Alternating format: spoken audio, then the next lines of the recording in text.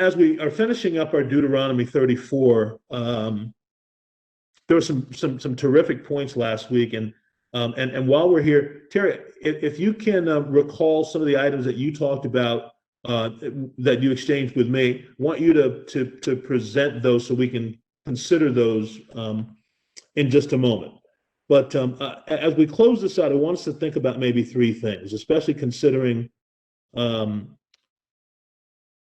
Moses's death, Moses's last recorded encounter with the Lord that we have in Deuteronomy 34. Jesus's agenda versus your own agenda. And the commentary here is there may be very, very few similarities. Look, it's really easy for us to talk about being busy. It's really easy for us to talk about there's no time left for you. There's so little time. And I would challenge us to consider, especially as we get older, and maybe this is tougher for a Michaela, this is tougher for a Christian, this is tougher for a Nathan. There's less time sometimes ahead than there is that's already passed for you.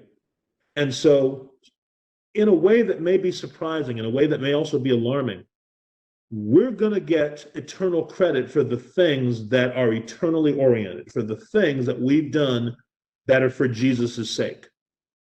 And this comment is one that encourages us to say, as we understand it better, you don't even have to be older, but as we understand it better, our agenda needs to be chock full of Jesus honoring components, because those are the things that when we pass from this chapter of life into the next, those are the things that are going to count. And sometimes because we can't touch them, because we can't feel them, because they're not at the bank, because our accountant doesn't give us a financial statement about it, it feels like it's ethereal, it's ghost-like. But if we believe that Jesus is who he is, if we believe in the truth of the scriptures, then that is really what the eternal equity is. And that means your whole equity base, folks, is based on you going and telling people about Jesus, who lived for them, who died for them, and who lives still. And I realize that's tough when some of us, our whole day is occupied by things that are work-oriented, or our whole day is oriented by things that we think are worth our attention, are worthy of our attention, family things, etc. But in a way, perhaps it seems unreal for us now. All of that's going to pass away, and then only what we've done for Jesus is going to last. So let me take a pause there and have you weigh in or give some feedback about that in a reality sort of way, if that makes sense. Preston, this is Terry. The same thought came to my mind, and that's why I shot that Timothy 2:6-9 to you, because I believed in Jesus since I was 10, 11, 12 years old. I think I told you the story. I was at one of those Christ is the Answer summer camps, and I accepted him at that point and really changed my life. But the Bible does say reach out and speak my name to others, or reach out to others and try to put them in touch with or relay some of the principles that Jesus lived by and some of his teachings to try to spread the faith and provide that same type of eternal life, the same eternal life privileges that Christians enjoy. But it's always been tough because A, trying to find the right words to say, B, be afraid that you're going to have to try defending parts of the Bible that unless your faith is strong, it's really tough to do. And you kind of look stupid sometimes trying to tell people that, I believe in something that you can't see, touch, or feel. And it really, it's really a challenge. And it's taken that leap of faith that is so hard to do. But as I've been trying to do more of that here recently because of, my incident, it's, some people look at you with that blank stare, not knowing what to say. Others just kind of shake their head, but some do say yes, amen. And you start having a really good, strong conversation. I did it with a woman in Walmart the other day, and I said, hey, you look a little down and out, God will provide. And then she started on about her daughter with a mental health disorder. And, I think we talked to her for about 2 minutes, and it seemed like it really cheered her up after my daughter and I left the place. So, just the smaller percentage that we do reach, I think the impact is so much greater. And just to have that effect on other people, it's really makes you feel good about yourself. Just that's my observation.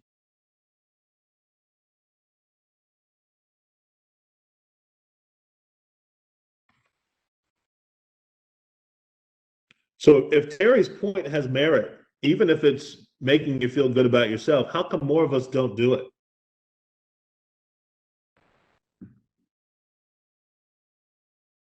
Oh, and by the way, while you're thinking about the answer to that, I like what Terry said a lot, and Terry joins us as an engineer, been a successful engineer for 25, 30 years now, and I like when he says, you can't touch, see, hear, or smell this thing, but I would also put in that same category air, wind, gravity. So uh, I think a lot of you um, on this WebEx meeting right now believe in wind, air, gravity, and I don't think that you've really been able to see any of those recently. And if you have, please let me know, because you've got a supernatural ability that perhaps we need to do some experimentation on, so all of us get a piece of that. So how come more of us don't do what it is that Terry said, if at the very least it makes you feel good? I think part of it is because afraid of the response back. Terry had a very positive response. That's not always the case. So sometimes, when you open your mouth to say these things, what you get back may not always be pleasant, or like he said earlier, you have to be prepared to defend or explain. And sometimes people really enjoy tying you in knots when it comes to your faith. So it can be difficult when you're not always comfortable, or maybe you don't feel like you know all the answers, to get that started, because you don't know what the response is going to be. So I think a lot of it's just fear. I've had some chances this week to talk to people. We had death in our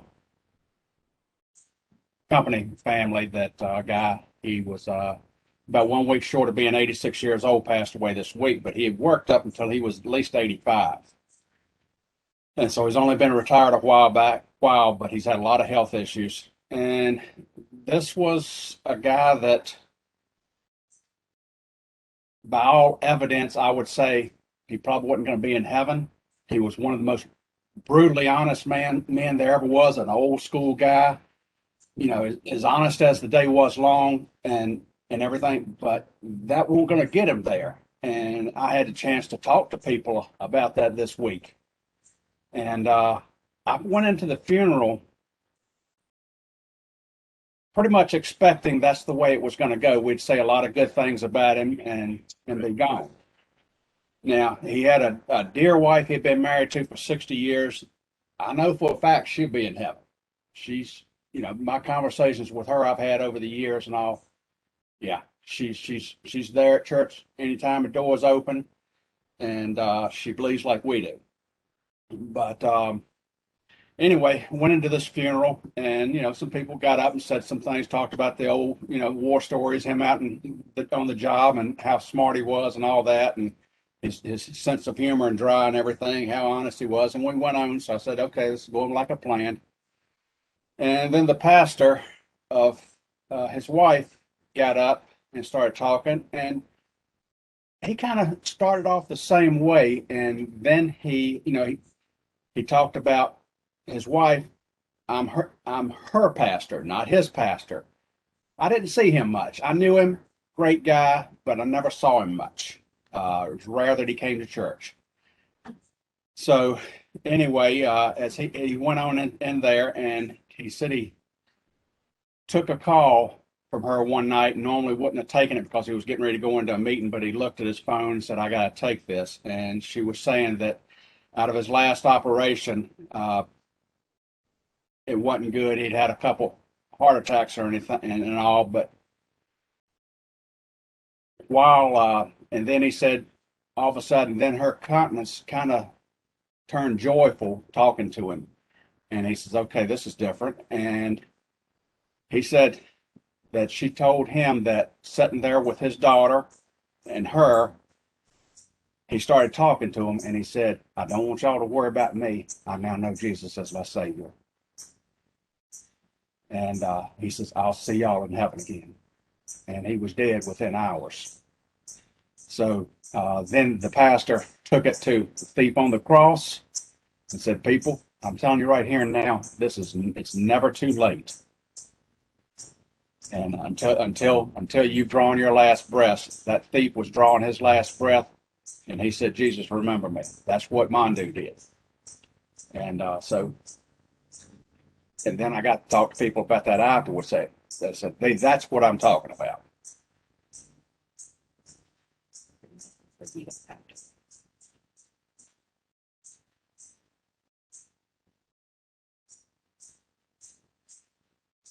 So do we have to wait to be invited to a funeral to be able to tell folks that Jesus is the answer, is the remedy for the ills of the world today?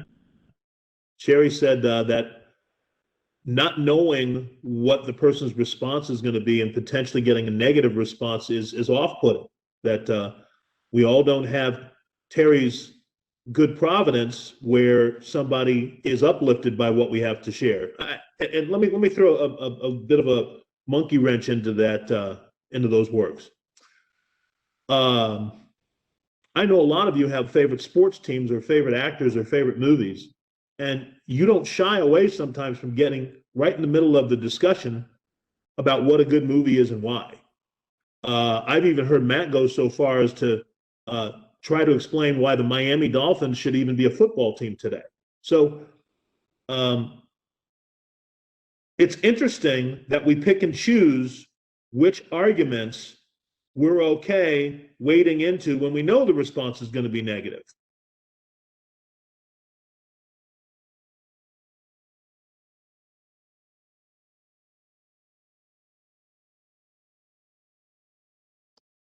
Did that make sense? That's a great point. That's a great point. Yeah, I typically embrace discussions, and I wouldn't say arguments, but debates, as my older son does.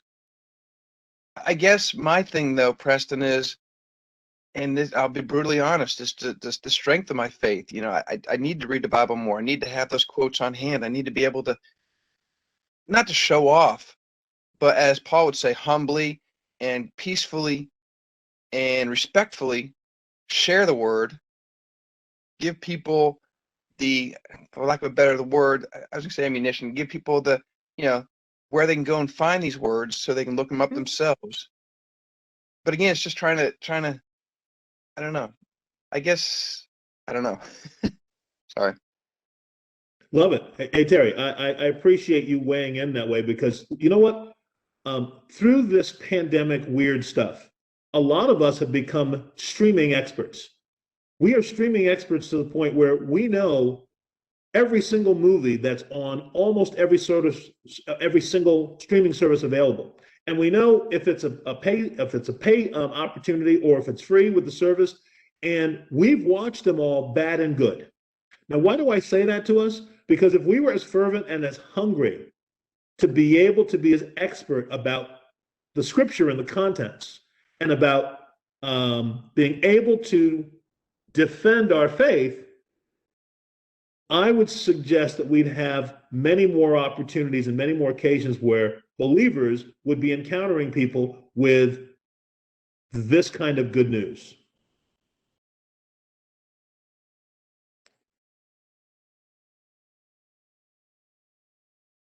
Can you hear me? Yes. My big thing is what Sherry mentioned is not having the argument or the wherewithal to have a backup to certain questions people throw at you. Since I didn't get very much of that in my upbringing in the church, I don't always feel like I'm armed. I don't have the right kind of ammo. If someone didn't just listen to what I have to say or just take it at face value. That's partially, or a big part of why I don't sometimes. Appreciate hearing that. And Chris, I think that makes sense. Look, A guy named Bill Murray, who was a part of the SNL cast or Caddyshack or some of those Ghostbusters, some of those fun movies, has been a lifelong Chicago Cubs fan, which about 10 years ago was an absolute disaster.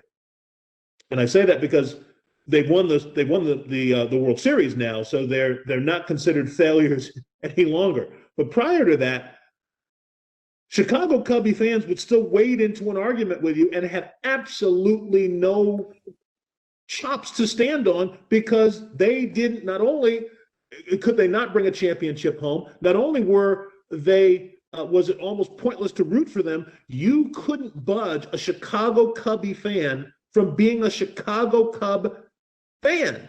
They would stand on your shoulders and tell you that they were diehard Chicago Cubs fans, even in the face of them not having any apparent reason to. Well, So, people tend to do that in those regard because we know that it's not a life or death whether you like the Cowboys or the Dolphins and whether you convince somebody that one's better than the other or all that stuff. But when you're talking about telling somebody to completely turn around and follow Jesus, and that's I guess they have nothing to lose in my mind. But I guess that's basically would be my argument. But I think it's just a lot different on the let's see, can't even find my word now. You know what I'm saying? It's not they're not risking anything saying, well, I love the Dolphins even though they never win. Well, I can feel that now because I'm a Cowboys fan, and I can still cling to that because it's like they're just my team. They're just my team. And people don't take that when you say, well, that's my team and that's where I'm going, that's where I believe, and people don't take it the same way. okay. But I do get your point though. You could still say I believe so. Okay, so thank you for that. And listen, I think that that's a wonderfully fair argument. Here's what you're saying there is when you talk to this person about Jesus, potentially you're having a life-changing discussion with that person. Am I correct? You guys agree with that? Yes. Okay. So I'm going to go this far. Maybe you're the only person who knows in that interaction that it's a life-changing discussion. They don't. So if that's the disparity between the two of you, shouldn't you still tell them?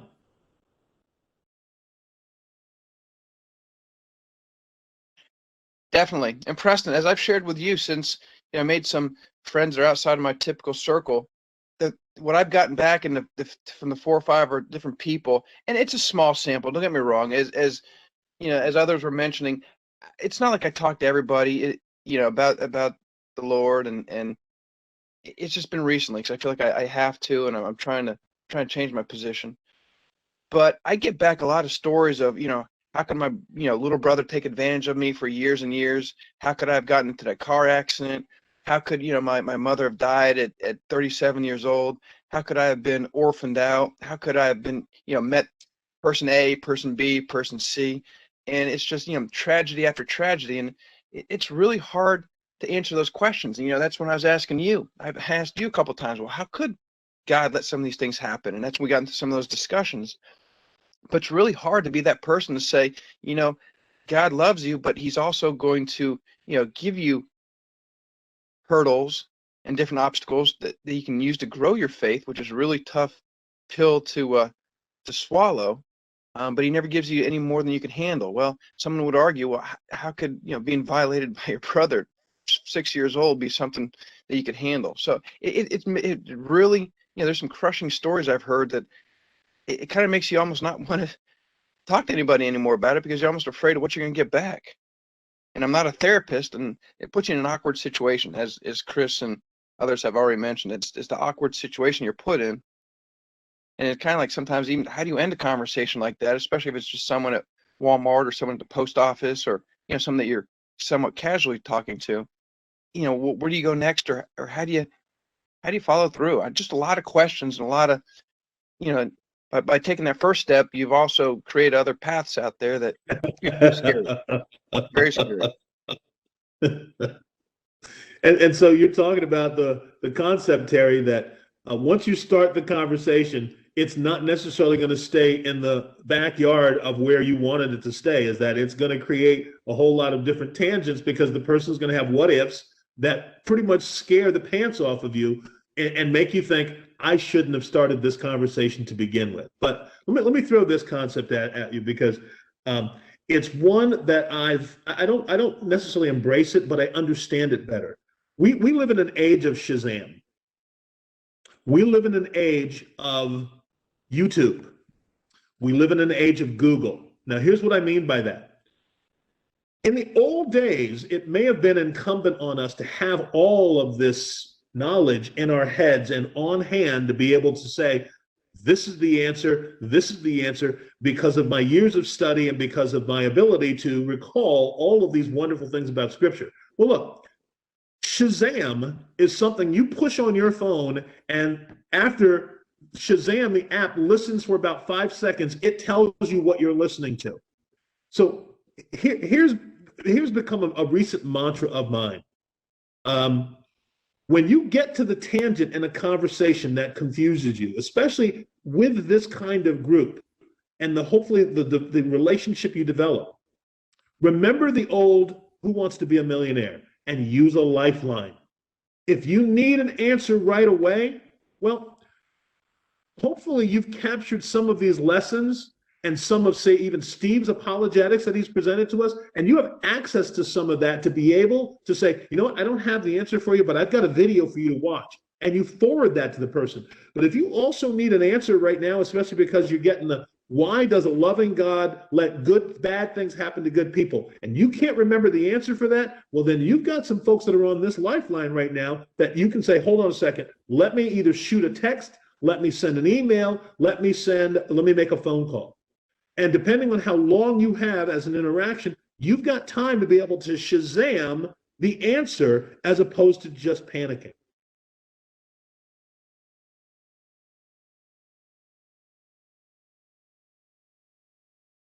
But folks, that means you have to develop a kind of muscle memory in an area that this is kind of a regular part of what happens during your day. And you get comfortable knowing when to call Steve, knowing when to reach out to Bruce, knowing when you have to touch base with Sarah because of some maybe more technical or other points because she's an expert on, say, Ruth and Esther. You need to know to be able to reach out on that. So you don't need to have an encyclopedic knowledge of all 66 books of the Bible. That's maybe Bruce's job. That may be Gene's job, maybe Matt's job. But we have resources in today's current age that say you don't have to know all the answer. You just have to be able to tell someone, hold please, and then get back to them.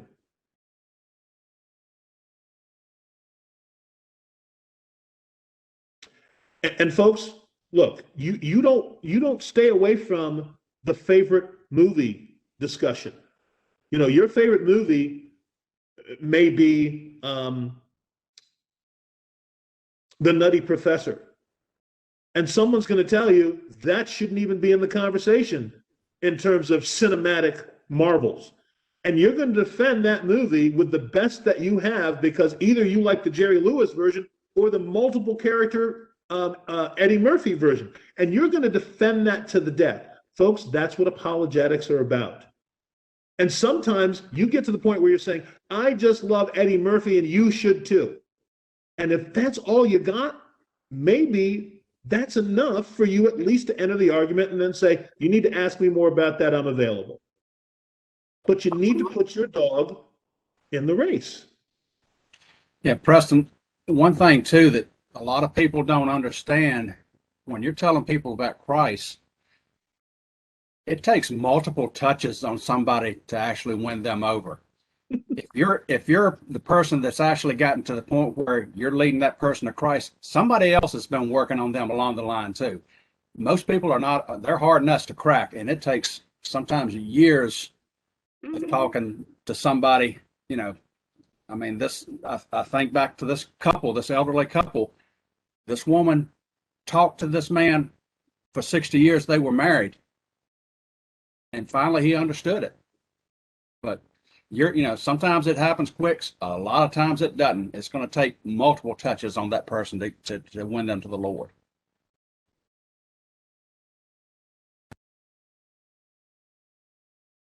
And I think to Jerry's point, that's kind of where I was heading with this whole thing. You started out talking about us being maybe closer to the grave than we are to our birth. And I know that as a pastor, I have this conversation with people a lot, people that are older than me. And even something like, who are your friends on Facebook, right? And it'll go something like this. Well, everybody I know on Facebook's a Christian. And I'll make a comment like, well, maybe you need some new Facebook friends. Or they'll post something that is objectionable, and I'm speaking more politically. And I tell them all the time, I can't take it for granted on my Facebook feed that everybody's going to agree with me. But that should be reflective of your real life too, not just your social media life. But I think as we get older, we typically feel like, well, I've got enough friends. And so I'm serious. Think about it. I mean, it's like, I think there's two things that go on as we get older is one, we're busy. Two, we kind of are calcified in our social circle. And so neither one of those lends itself very well to being an evangelist, so to speak. And so for me, it's not that I actually know the Bible pretty good. I'm pretty comfortable with it. My challenge is I'm busy, and when I come home, I'm tired. And so let's just be honest, right? So I limit myself sometimes in the interactions because of those two things. Because what Jerry says is right. I think my reading of scripture says that really how we lead people to Christ is by befriending them, and we start to invest in their lives. And I know for me that the people that I do interact with that aren't Christians, my method is I find that the Lord leads me to, when we're having conversations, say, well, it says in the Bible, blah, blah, blah, or something I've learned along the way, or they say, I'm having a problem with this. And I was just thinking about this. How often when Christians are in a conversation and somebody's having a problem, do they fall back on some worldly answer instead of some scriptural answer, right? Where they can open amazing doors to sharing about Christ because they'd be giving a biblical principle, and they don't do that. And so that's where I see the rub in a lot of that.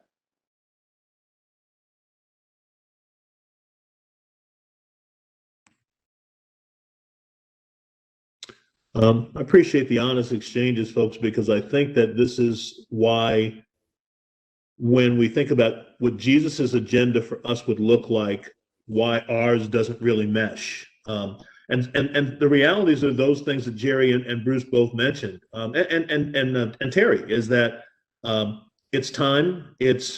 I've got my set box of not just even friends, but of okay topics and not okay topics. And a lot of us actually have that.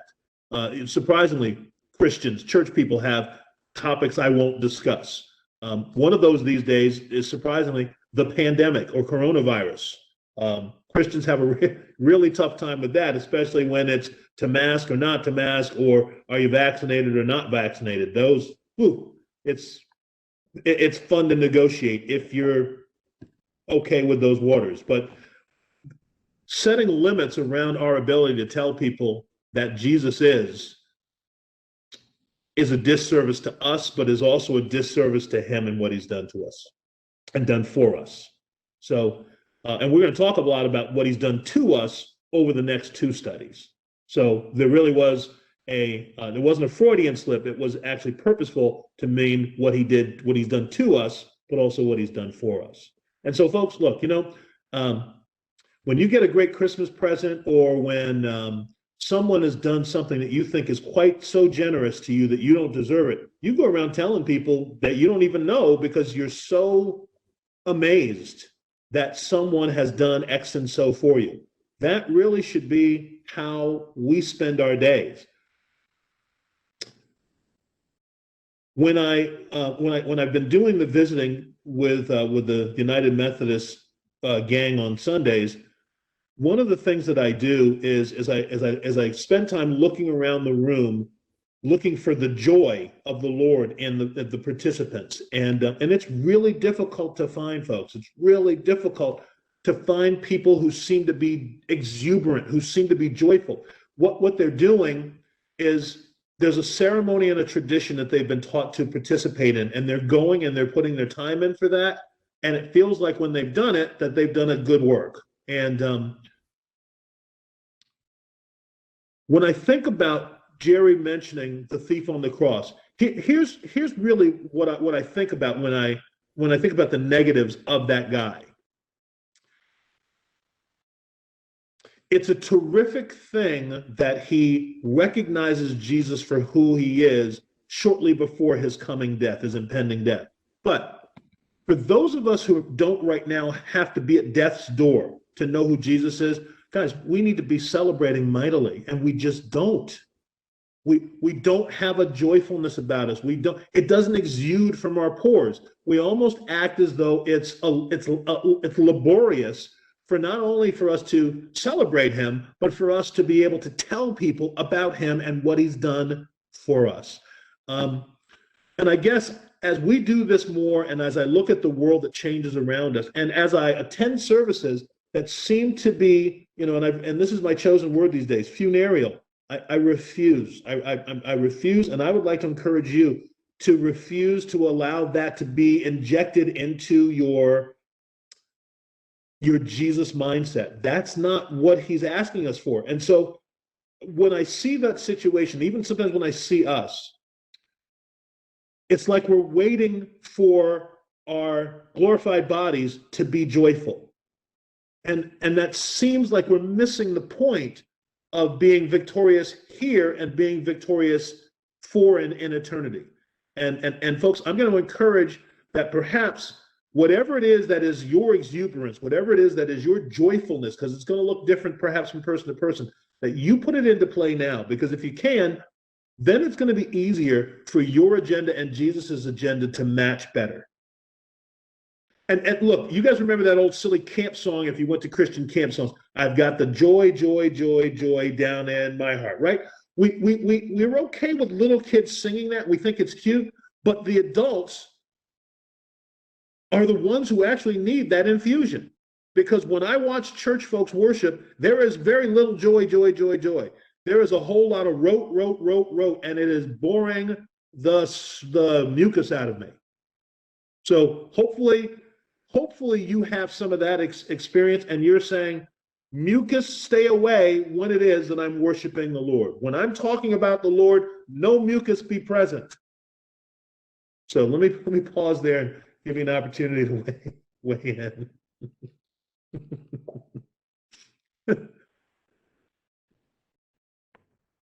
I'm preaching on Philippians 2, 12, and 13 today.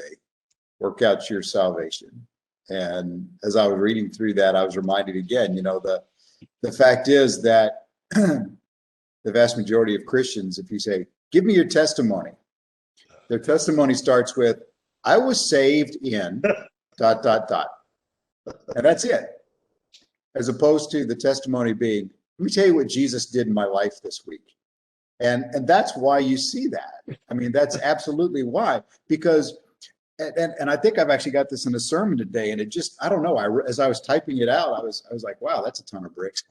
Your salvation is not a point in time. It's not.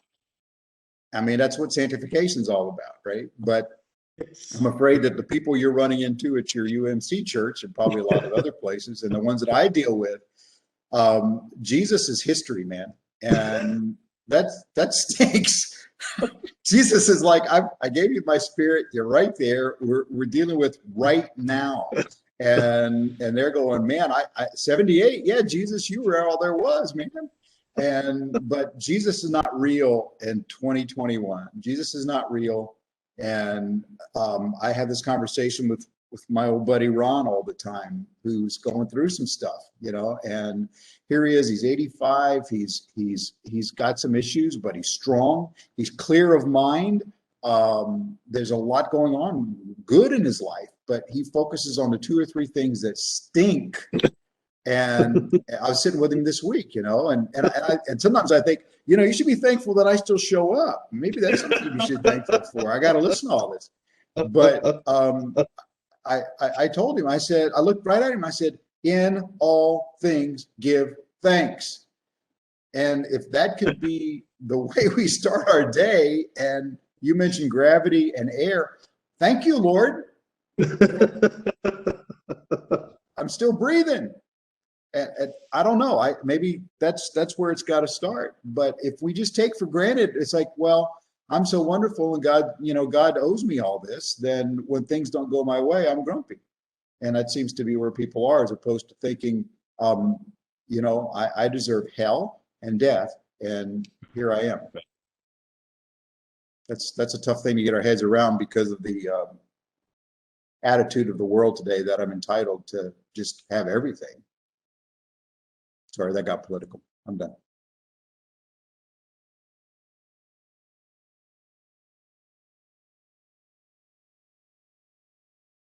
Sometimes it's a struggle, folks, in the little things, in the little interactions, in the little occasions, to have that sense of gratitude that Bruce mentioned. And look, it's not a matter sometimes of what the Lord has done for you.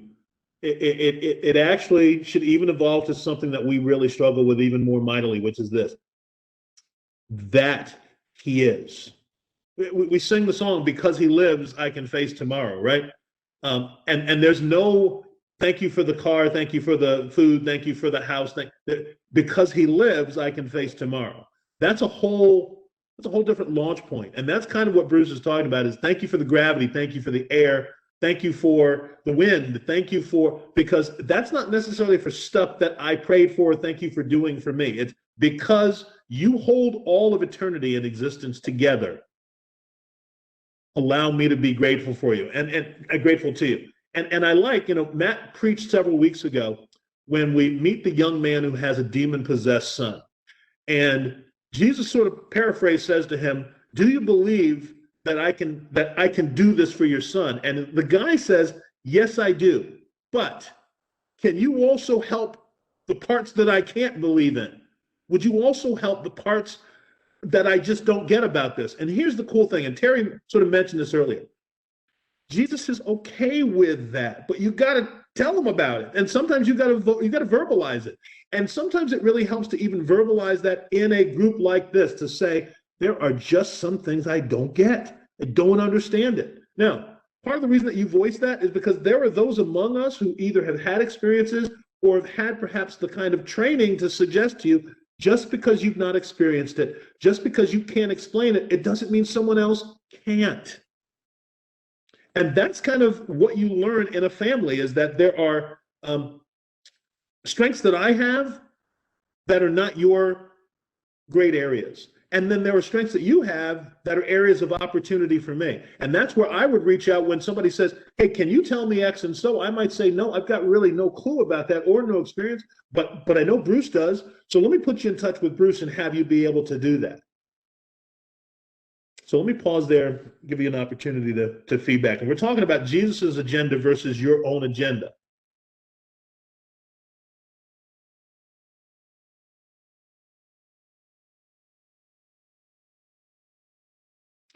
So as we continue to close this out, one of the other thoughts about this is, how can you modulate, how can you align your vision of success and dreams? Because the whole last study was about, is it all worth it? Looking back and looking ahead, when you put into your personal calculator what success and what your dreams realized would look like when you get to the point of realistically being able to address them or to see them, what would they look like? The challenge may be that a lot of our successes and a lot of our dreams may be those things that don't really honor Jesus, those things that really are secondary or even tertiary, if even in the question at all, because we've wanted certain things because as Americans or as citizens of the world or as parents of as a children of our parents, that's been instilled in us. Certain things should be success oriented. Certain things are declarations of your arrival. And if we focused all of our energies on that, then we may have a really tough time reevaluating that may not be the most God honoring, the most Jesus honoring achievement, just because it's something I've either been guided to or something I've realized. So let me back off that a little bit, and if you want to weigh in, you can.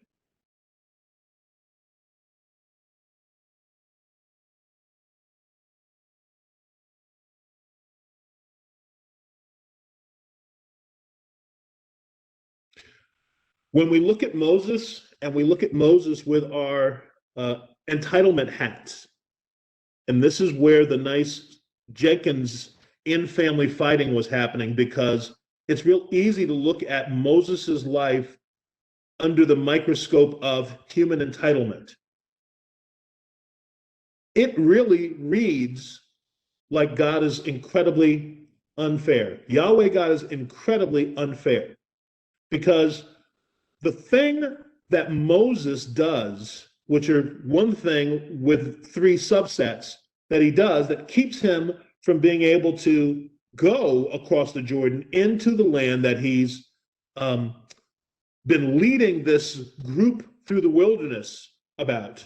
He was told to speak to the rock, and then water would come from the rock for the Israelites as they were in the desert. And what he does is reminiscent of a previous time. He strikes the rock, which is something he did before, but Yahweh didn't ask him to do that this time. He says, "Must we bring forth water from the rock?" And the third thing that he does, that's kind of a part of this, but I think was perpetually on his table, is he was angered by them. Now,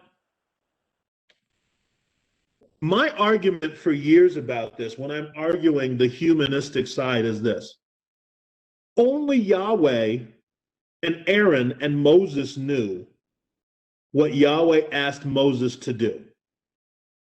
So Yahweh could have easily, now remember, I'm taking the human side of this argument. Yahweh could have easily given Moses a bye, because only three entities knew what Yahweh had asked Moses to do. And so when I'm taking the human argument side, I say Yahweh didn't kill Moses or punish Moses for killing the Egyptian. Yahweh didn't even kill or punish Moses for not circumcising his son when that was going to happen. Yahweh didn't kill or punish Moses when Moses asked him to kill him, so he didn't have to lead the Israelites.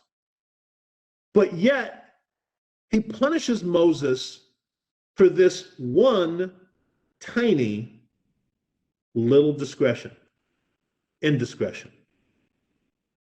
If I'm wearing my human debating hat on, Yahweh God is particularly unfair.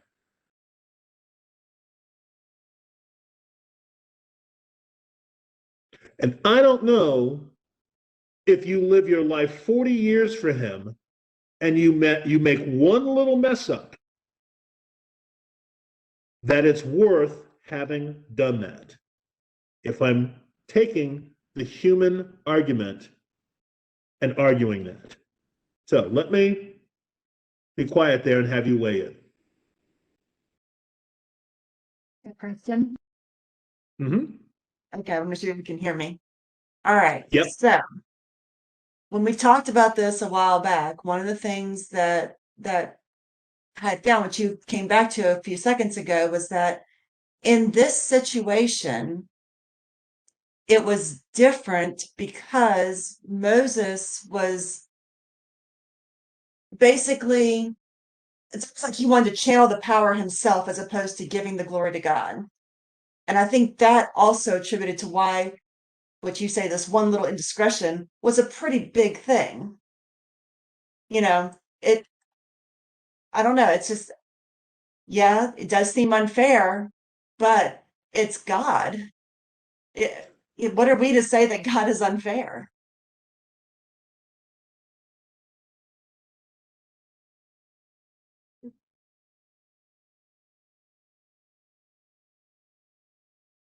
Well, I'm so glad that all the rest of you are so in line and in agreement with God's decisions. So your silence is absolutely encouraging there, because I guess you all are of the mindset that a loving God, no matter what it is that he does, is perfectly fine. And that's great. So please remember, if that's how you're feeling right now, that when your friends or when your acquaintances come and present that argument to you, that you're okay being able to defend that, because your silence right now is speaking volumes. You all are in agreement.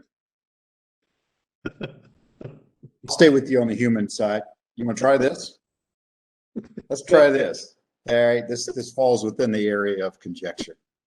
You know, God knows us perfectly. God knows our thoughts before we have them. Right. One of the things that we read, because I was just teaching on Gideon. One of the things that we see over and over again, and Gideon's maybe not the best example because he kind of always stunk pretty much. He just kind of went along with the program, but he was always 1 foot kind of in the world. But you look at a number of different people. I'll give you a good example. King Asa, he was a godly king, right? Yep. Toward the end of his life, though, he got big for his britches, Right. and ended up, God had to give him the foot disease, and he died kind of in ignominy, if that's a word, ignominy, whatever that word is. Anyway, it's still early. Could possibly have been Moses hitting the rock instead of speaking to the rock, have been a first salvo, and Moses starting to get too big for his britches. Could possibly this have been, if it had continued, that Moses might have started to turn south? I'm just throwing that out there. And this is exactly the point where he didn't need his leader to be questioning him. He didn't need his leader to be going off on his own little tangent, because they're getting ready to take the promised land. He needed somebody who was going to be able to toe the line. He needed Joshua, not Moses. And if Moses had stayed at the head, perhaps it would have started to get tough. And God knew that. And so instead of letting Moses end poorly, which would have not just been disastrous for Moses, it would have been disastrous for the nation of Israel. It was best at that moment to say, all right, you've done great. Let's end it here. Let's end it here. And you can die with honor. Just a thought.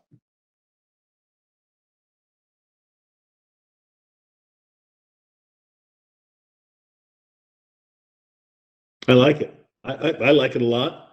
And if I'm gonna argue for Yahweh's side, I'm gonna hearken back to our last study. If you remember, which was about the man of God who came to the king to give him some bad news. But in addition to giving him some bad news, Yahweh also gave him explicit directions as to what to do following you presenting the bad news. Now, the only person who knew what that bad news was the prophet, and then the man of God, and then the older prophet, once he told him what it was that he had to say. So I'm going to suggest this to you, if it makes sense. When the Lord tells you explicitly to do what he says to do explicitly what he says to do, because there are consequences when you don't do explicitly what he says to do. And when you take the human element out, when you take the entitlement element out, that is the clear, plain thread that you can understand. Is he told Moses directly something to do, and Moses deviated from it, even if it seems to us like it's a small modicum of a deviation. It was enough that Yahweh said it was disobedience. And so hearkening to even what Bruce just said is, if you guys know a little bit about, say, a professional football league, there was a player back probably when some of us were considerably younger. His name was Barry Sanders. He used to play with the Detroit Lions. And he retired almost out of no place, and no one could see it coming. And the funny thing is, the discussion over the past 20, almost 30 years has been, what if he kept playing? because he retired on such a high at the peak of his strengths that he left on such a good note that the speculation was, we miss him so much. What could he have done? And I would say that, just like Bruce hinted at, the legacy in a positive sense for Moses is the people missed him so much. What more could he have done? But at the same time, it was probably the right time to pass the mantle from the previous guy to the new guy. And God's timing, as difficult as it is to maybe admit, was probably right on. Hey, Preston. Yeah, Di. I was just thinking as you all were talking, there's something I read somewhere that said, to whom much has been given, much more will be required. And, I see where Moses actually got a chance to see the glory of God more than pretty much anyone in the Bible. He got to spend time with God in a special way that, we only dream about, right? And maybe some of us dream, maybe, please, Lord, don't let that ever happen, because I don't think I could do what he did. So, I always wrestled with this, because he was, for the most part, very faithful to God. But what God was getting ready to do in the new land, he couldn't let this slide, because if he let this slide, then, that sets a precedent of what's going on. But I also think he almost took Moses out at a time that was good for Moses, like you guys were saying, but he was leading 1 million+ people. He was already exacerbated from the get-go and struggling with his anger. I don't know. I was just thinking about that. He saw God's passing by. He didn't get to see God fully, but there was a higher standard for him.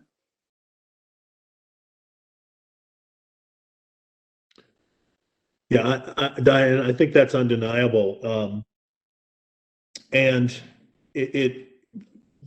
some of the examples I gave earlier with the example of Uzzah, when we take a look at Moses, when we take a look at the man of God, when we take a look at Adam and Eve, there was responsibility in at least those 3 cases where the Lord had delivered a message directly to these individuals. And because the Lord is set apart in a way that we don't quite understand, but demands obedience, especially if he tells you directly a thing, there were consequences. And certainly in the case of Moses, the consequence seemed to be stiff. In the case of the man of God, the consequences were really stiff. And Adam and Eve, the consequences were really stiff. That's why we're meeting and talking today, because of the consequences that were so steep based on what it is that he directly told Adam.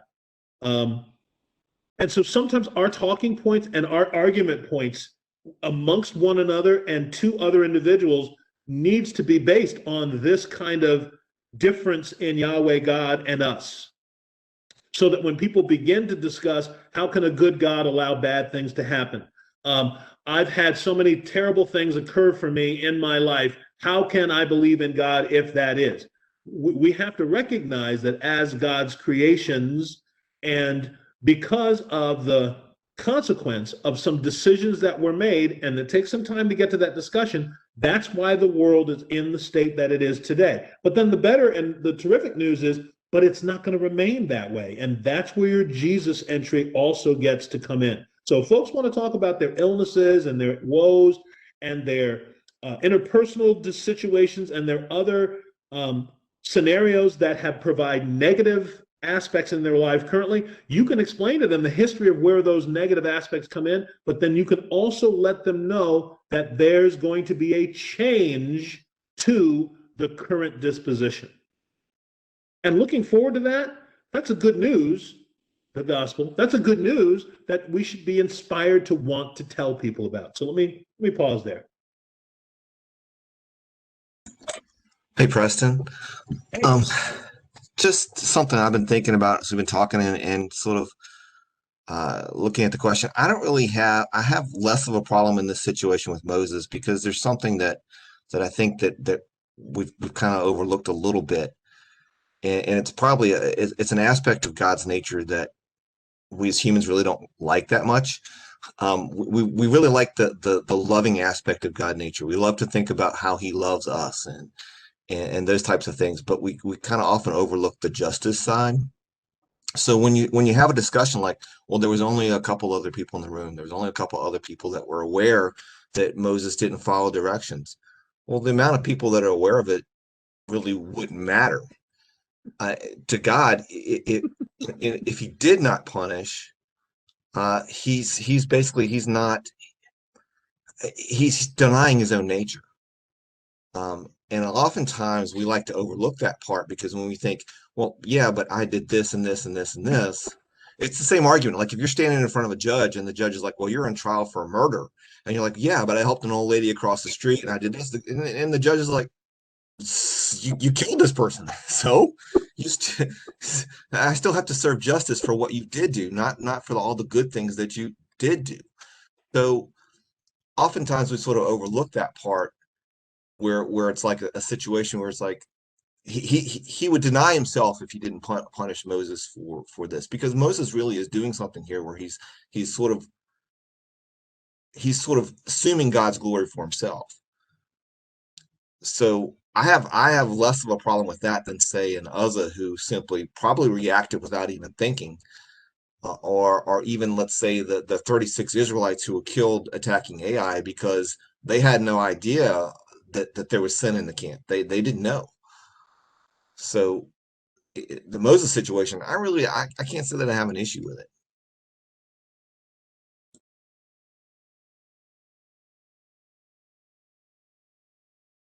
Sure let David off the hook, and David did a lot worse than a lot of these people.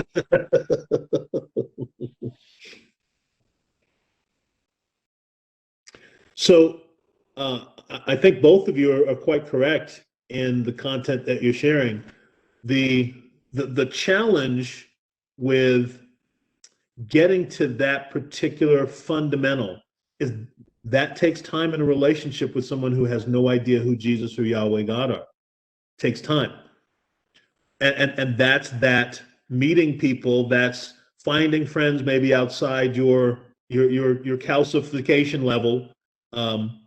It's being purposeful and intentional with where you go and how you encourage potential interactions, and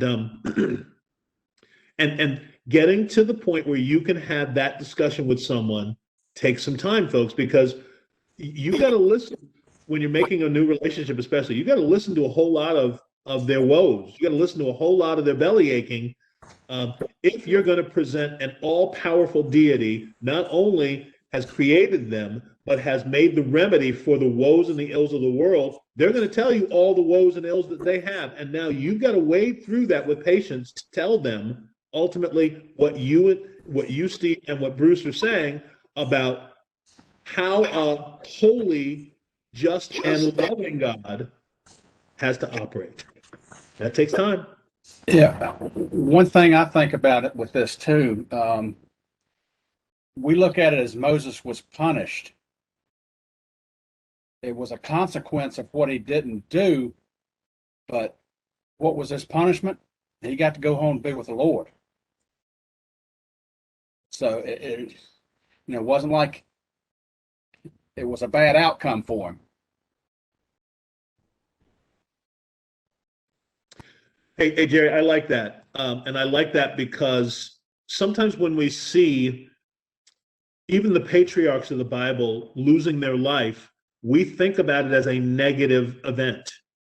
And partly what we've got to be able to help newbies or help people unfamiliar with Jesus understand is that this, right now, what we're experiencing is a chapter of life. The next chapter is the one that's more real. And that's going to take a little bit of time for folks to understand. And the disruption or the interruption of this chapter says that there's an introduction to the next chapter. And when that next chapter occurs, you want to be in firmly and definitively in Yahweh God's family through Jesus's adoption because of his spilt blood for us. And that's the news. That's the good news of the gospel. And so when we watch David, unfortunately getting to be kind of a decrepit old guy, not able to keep himself warm, and we watch Moses have this episode that happens with him where he's 120 after climbing a mountain and doesn't get to come down from the mountain.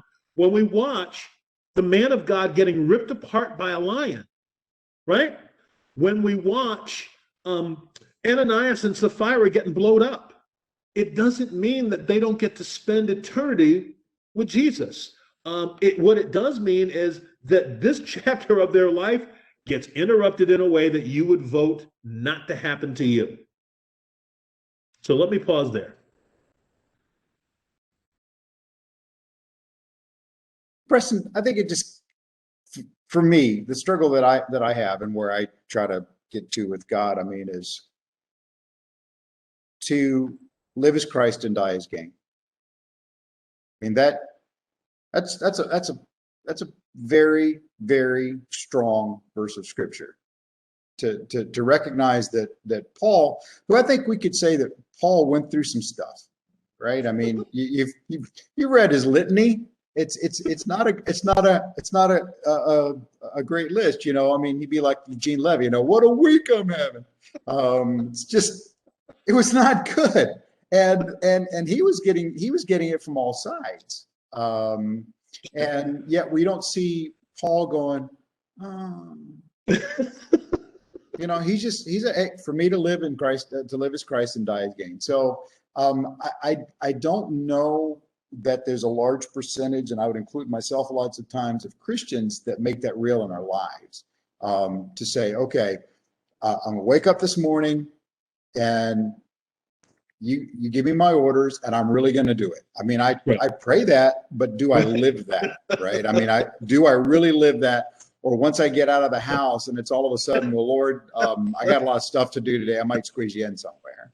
And then at the same time to say, and I've had this conversation with some older Christians and it's kind of a mixed bag, but to say, do I hold this life so lightly in my hands that I'm ready to let go today, if need be, as opposed to, well, Lord, I got a few more things I need to do. I love my kids. I love my grandkids. I love my car. I love my TV shows. And right. I mean, that's the struggle is how much do we hold on to this little temporary life that's going to be gone like that, versus realizing that even if I go through a horrific death, and you and I have talked about this before, I have a very limited number of ways I want to die, but to realize that even that, if it was torture for 20 years, it's just an eye blink in eternity.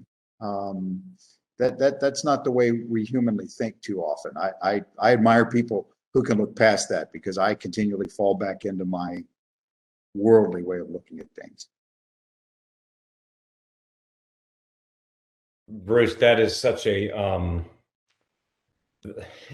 I think everyone gets in line with what you said and has their hands up. If you're honest, right? You can lie about it and say, that's not the way I think. I'm always thinking about eternity. It's just not the case. I remember being in school, both in college and in seminary, and especially the way I grew up in deep legalism, and never being a part of it, but just having to be around it. And I was always approached with these crazy questions that these guys in the dorm room who are 19 and 20 years old are trying to solve for the rest of the world and trying to solve for all of ministry. And it didn't take me long. I mean, I went to a couple of those little get-togethers on Friday nights. We're not leaving this room until we figure out, the sovereignty of God and the free will of man. And when you're 19, you're like, oh boy, John Calvin is going to be proud when this Free Will Baptist dorm room meeting is over with 19-year-olds who have their shirts on backwards or don't have shirts on at all. And I realized early on the futility of not talking about that, because I think these topics are important. I think it increases your acumen. It solidifies what you believe. So I'm for it, right? but I'm not for that at the displacement of his commissioning to us to go reach. It's almost like I put 3 hours in on Friday nights trying to figure out the sovereignty of God, and therefore, I'm good. And my point to all that is when we're talking about this earthly life and Moses' story and what he did and what he didn't do, and I love what I don't know if you just said it about what Moses did. You look at David's life and he's like, David's good. I'm like, no, David should not be good. It should have been over. And so here's what I think about. I'm never going to figure out God in regards to my understanding, because when the fall happened, if you can see my hands, when the fall happened, we dropped below this curse, and that curse disallows us to understand so much that one day we'll see clearly. We see through a glass dimly now. My point is this. I'm guilty of spending time, and I know I'm doing it. I'm guilty of spending time trying to figure things out, because it doesn't because I don't have to act. I can just sit there and think, I wonder about A, and I wonder about B, and I wonder about C, and I wonder about D. And I spend these times there trying to figure out what's God's great equation. God's like, the great equation is I died, I gave you hope, now go reach the world. And so there's a part of which I'm never going to fully understand that. So here's my point to all that being said. At the end of the dorm room meeting night, at the end of my seminary degrees, at the end of my marriage, my kids, my personal struggles, my personal victories, and everything we're working on, it all goes back to faith. And it's such a simple statement, but it is such a deep statement to say, at some point, I have to wrestle with these things without it. The wrestling should not dent my faith. The wrestling should deepen my faith. And it's all about that. To talk about the sovereignty of God, to talk about unfairness, to hear Steve and what he shares, Preston, as you ladies, when I hear all that, it's challenging, right? But at the end of the day, when I click my computer, if I'm going, man, God is so amazing, I can't figure it out, and it thrusts me into this deep glory of God that makes me want to act.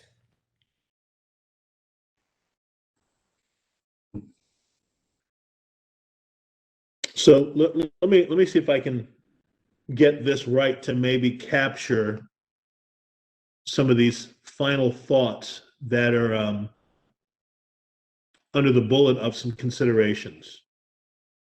And let me try to juxtapose these two, and hopefully you'll understand what I mean by them. And let me start this way. For those of you that might be music fans or that might be older than the hills, there used to be a DJ. His name was Casey Kasem, and his catchphrase was "Keep your feet on the ground and keep reaching for the stars." So there are a couple of components that may work for the Christian ideal, for the Jesus believer ideal, that may help us to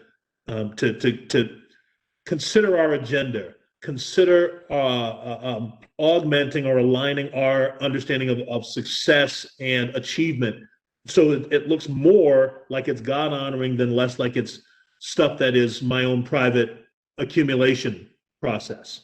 And you've heard this, I think, before. Let me see if I can phrase it the right way. Don't underappreciate the good in search of the perfect. Now, let me make sure I help you understand that. We personally cannot live perfect lives, and we're going to have a study or two next that are going to help us understand. We cannot live perfect lives. We can't do it. You can't do it. And sometimes as human beings, we spend a whole lot of time belly aching about what we can't do, belly aching about what we can't achieve. Surprisingly, God said a lot of things. Yahweh God said a lot of things were good in creation, with the exception of man being by himself. But I would bet you, even though he doesn't exactly say it, he would believe it's good that Jesus completed the work that followed it is that preceded it is finished. So Yahweh doesn't say this is good, but it is good. And having said that, our next two studies are going to spend a lot of time helping us to understand we can't achieve the perfect, but we already have the good. Okay, but here's the thing, maybe to consider when we're interacting with folks either who claim to be believers or who don't know Jesus at all. It's easy to settle for the good instead of having the best.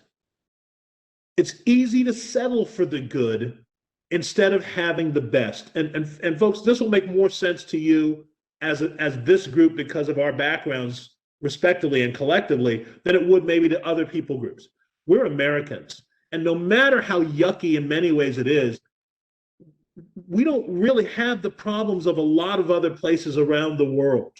And so even our worst is considered excellent by so many different other people groups around the planet. And it gets real easy for us in our achievement, in our blessing that I believe in many ways is because we were founded on Judeo-Christian principles, looking to honor God even if all the men didn't necessarily worship Jesus. I think that's why America's had the blessings that it has. We are content with the good. But folks, if we're telling folks that this is a chapter only of their life and there's a chapter to follow, then we're focused on the good, which is the now, but the best is yet to come. And that's where we need to purposefully help folks to navigate. Because what they know right now is pretty good, is very good, is excellent, but it's not the best. And that hopefully will inspire or encourage you to want to interact with people, to tell them there's more yet to come. It's almost like that Frank Sinatra song, the best is potentially yet to come. And when I say potentially, it depends on if you've been adopted into Jesus's family through the faith that Matt talked about in Jesus doing what he did. So why allow people to settle for what's good because that's all they know when the best is potentially yet to come? So let me back off that, give you some room to comment.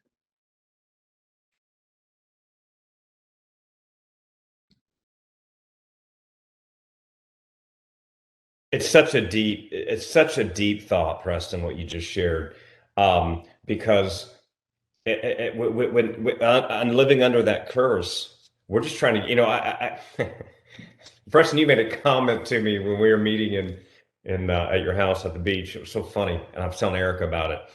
With like right now we're dealing with Erica's mom, who's pretty sick, and I just have a different, I went over there and spent some time with her last week, and we laughed. Erica was doing her hair, and we laughed, and I told funny stories, and she called me, like when she first met me, she called me a Mexican, and I brought that up, and she was like, "No, I didn't." I'm like, "No, you did. You said that. Are you a Mexican?" I'm like, "Well, I mean, I'm not offended by that, but I'm not." Anyway, we laughed, right? And so she's in this very moment of being sick, but when this happened, when we dropped there, but that's coming. It's like, I know that. So what am I doing in these moments? It's what you said, Preston. I'm not belittling that there's sickness and pain. That's why I went over there and told jokes and made her laugh. She hadn't laughed like that in probably a year. And so I'm not demeaning the moment. I'm trying to capture the moment to say there's even beauty in this moment. And we don't have to, it's not like we're settling. Well, I'm just trying to, and my point is this, I'm just trying to get through the day. And I'm like, okay, I get that. There are moments when I feel like I just need to get through the day. But if I'm always just getting through the day, then all I got at the end of my life is I got through a bunch of days. And probably thought you were Steve. If all I'm doing is getting through the day, then what I have done in essentiality is what you're mentioning, Preston, is just kind of not. I'm accepting the good, not realizing how great this good is. Listen, and then I'll say one more thing, then I'll shut up. When God stepped back after creation and saw what He created and said, "This is good." I mean, I love that. I love that. That may be one of my most neat, unique passages that I just am drawn to. He creates it and he goes, "That's good." He knew. What did he know? He knew it was all going away.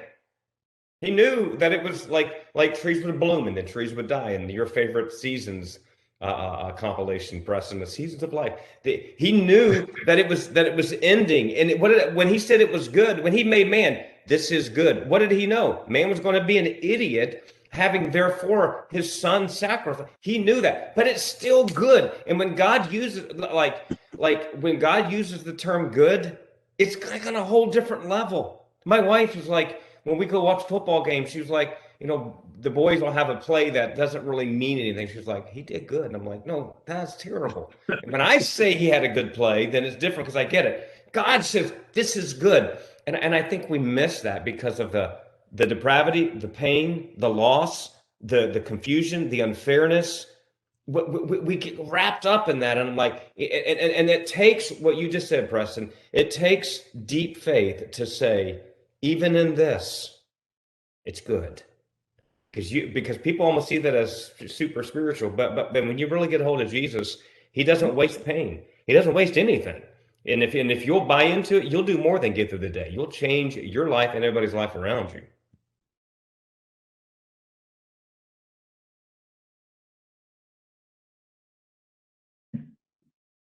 Does anybody else think it looks like Matt has wings? Or you're standing there. Bruce, I was very distracted by that whole thing. Oh, wow. That's pretty cool. Guys, you have a choice. It's either this or a dolphin background. So I went with this. Go fish. Woo. Hey, what Matt's saying, and Preston, I want to kind of bring it together because when you said the giving up the best for the good, I don't the Bible passage that came to my mind was Saul, right? When he told them that they were supposed to destroy the Amalekites. Yep. And that was God's plan. And he didn't do it, but then he's like, but I got all these sheep for you, and I got all this booty.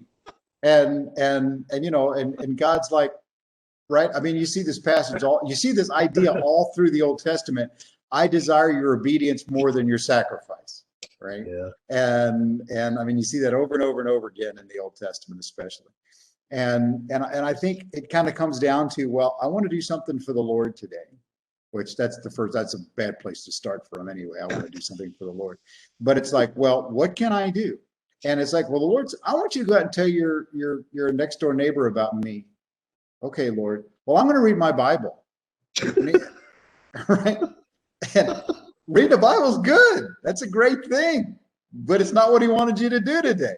And so it's easy to fall into that trap.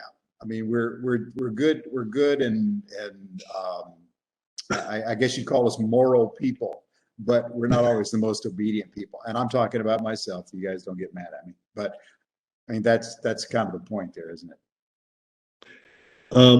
And you hit on the head what Moses's issue is Moses did a really good job with presenting what the Lord told him to do, but it wasn't the right and it wasn't the perfect.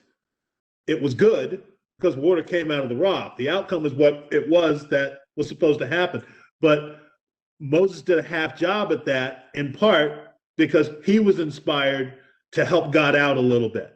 And so I laugh and I chuckle when you say, go talk to your neighbor about Jesus. And we go, and I'm going to read my Bible because that's the cop out. That's kind of what Terry started out the day talking about. And look, the beautiful part about Terry joining us right now is he's living through some circumstances where and it's become evident to him that the Lord has been influential in his life right now. And so he's got the need to want to tell everybody that Jesus made a difference. And so part of Terry and my fun and interactions together is this. And you guys, for you guys who've been professional, even you pastors, you kind of know this. When you go to a seminar and you spend a week at the seminar and you come back from the seminar and there are you've got to tell everybody all the great things that you learned from seminar because you're on fire about that until you realize a couple things. When you come back, no one else is on fire about your seminar. And After about 2 weeks, you're no longer on fire about your seminar because no one wants to hear about you in your seminar. So Terry and I are having a little bit of fun helping to keep the fire aflame so that the 2 weeks after the seminary isn't all there is to say, isn't all there is to speak about. And so when Terry sends me today 2 Timothy 1, 6 through 9, and is talking about flaming the fires and encouraging the brethren, that's really delicious, delightful stuff that we should be doing aside and outside of even this meeting. So when you think about Diane, you want to send her something, not just about her supporting her family and her sister, but you want to uplift her to say, get out there and tell people that Jesus is the best there is. When you're thinking about Chris, you want to say, hey, glad you're going on vacation very soon. You're going to be outside of your normal comfort zone. Make sure you find a person once a day to tell them that Jesus is. Because that's the sort of thing that, although it feels like the wind and gravity and air, we get eternal credit for. Preston, I encapsulate that thought and what you said and kind of how Bruce ended. I think, and I heard this, someone shared it humorously, but if you really think about it, it's pretty significant. Moses comes down with the 10 Commandments, right? One of those being, thou shalt not murder. And, if it's me, I'm like, I present to you these 9 commandments, because he's presenting something, and people are like, man, I wonder how my boy coming off that mountain is thinking, okay, where do I stand in light of all this? Because that one's I'd say that's a pretty significant one. Like if I put them in order of, finality of life, that one's it's final. If you committed it, it's like someone's life is over. And so, but you have this moment of Moses where he's presenting the rule of thumb, the rule of God to people that he's already broken in so many ways. But yet in his life, he's the intimacy of Christ was bigger than the fact that he knew he didn't meet up to it. And then because of that, he realized more than anybody, this whole thing has got to be about God, because it certainly can't be about me.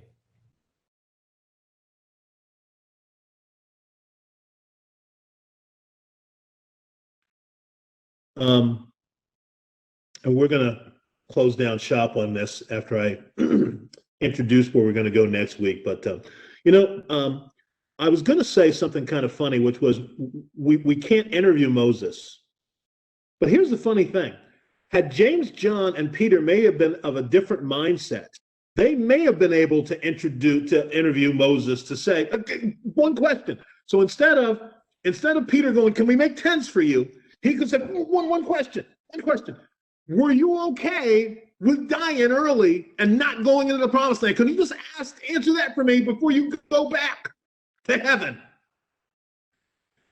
But that didn't happen. What we had was Peter asking about the tents, and I dig it. I get the tents. As I get older, I get the tents. And even though the Bible says Peter didn't know what he was asking, I think Peter asked it from a cultural standpoint. We'll talk about that later. Made perfect sense to me when I kind of take a look at it.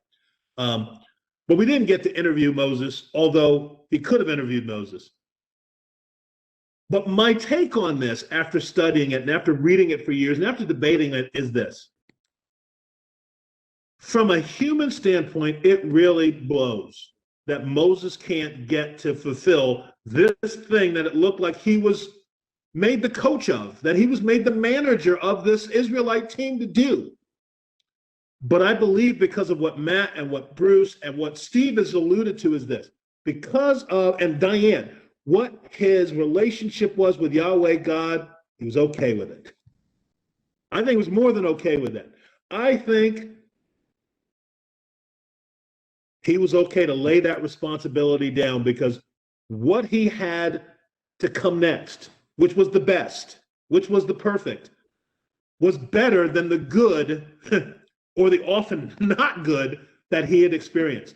And when we get to see him hanging out, because we see him hanging out later in white with Jesus, it doesn't look like he's going, oh, shucks, didn't have a chance to go over the Jordan. I wish I had a chance to go back in time and do that, because I'd use the DeLorean and the flux capacitor would allow me to do that. And I'd change the timeline. That's not what I think we see. It's almost like when you have a baby, and I say this all the time, but it's so true. It's almost like if I could just get my child to sleep through the night, my life will be forever changed. And then they turn 18, you're like, oh, for the days of just hoping they would sleep through the night, because your whole perspective changes. You don't know what you don't know. And what Moses, is now knowing, he's like, dude, I ain't promised land, smamised land. Jesus. Yes. And folks, because Jesus allows us that snapshot to take a look at the eternal visiting the temporal, right? Because that's what that is in the transfiguration.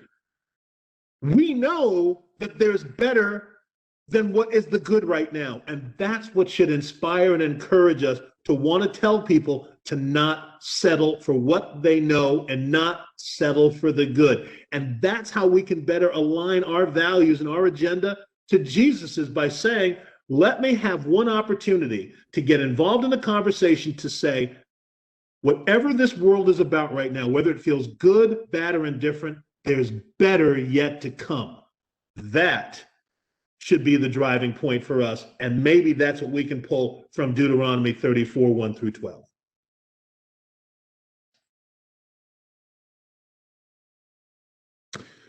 All right, folks, so we're going to pray and close it out. Look, if you've not started yet, the learner page should be out there. Our next study is called Being a Slave to Jesus, subtitled, I Can't Go for That. No can do. So for those of you who are musically inclined, I see you out there mouthing it. So this is going to be a study of Romans 1, 1 through 17. Now, typically, and I like to linger a lot on 18 through the end of chapter 1, because that describes kind of how we got where we got. But we're going to focus on 1 through 17, because 1 through 17 is going to help us as believers recognize what our responsibility is. So it's easy to take a look at the end of Romans and say, that's why the world's going to hell in a handbasket, because the Lord gave us up to our lasciviousness. He gave us up to our propensity to want to be, to worship the creation and not the creator. But what we're going to do is we're going to take a look at what our responsibility is for us Jesus professors and Jesus possessors to, in some ways, help to guide the unbelieving world to not chase after the creations, but to chase after the creation. And so the topic is going to be about being a slave to Jesus. So right now, I would hope the title is offensive to you, because slavery is bad. You have learned that in today's culture: slavery, slavery, slavery, bad, bad, bad, bad. Well, that's what we're going to focus on. And so please, you're not going to see any slavery question probably until even close to maybe question 4 or 5. What this is going to focus on, and I would hope you would take the time to write out and to do the worksheet. We're going to start talking about what causes you embarrassment, what causes you shame. And then we're going to work from there. Okay? And because we seem to struggle with it so much, we're going to talk a lot about being a slave to Jesus. And our next study, thank you, Lord, we're going to talk about what Christians really don't understand well. And that's going to be, what is grace?